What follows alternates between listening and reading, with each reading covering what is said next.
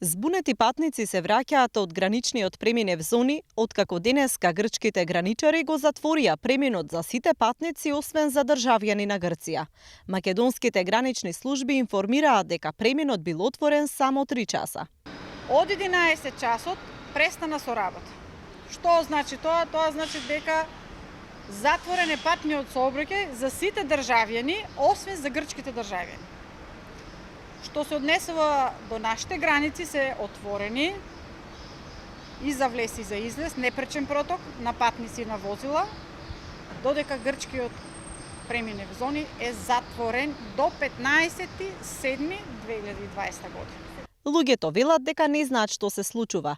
Ги враќале од границата и ги упатувале кон преминот Промахонас преку Република Бугарија. Нема ништо, само да е затворено, имамо код, све имамо, али затворено. Не дају да проđe. Čuli smo, ali sad ćemo da probamo ipak da uđemo. Pa ako... Prvo puštale, međutim odredili. Jest, da, čuli smo sad usput, čuli smo da ne znam šta im je. На македонската страна од границата е мирно. Патниците се пропуштаат, поголема гужва се прави пред грчката граница. Ова е граничниот преминев зони.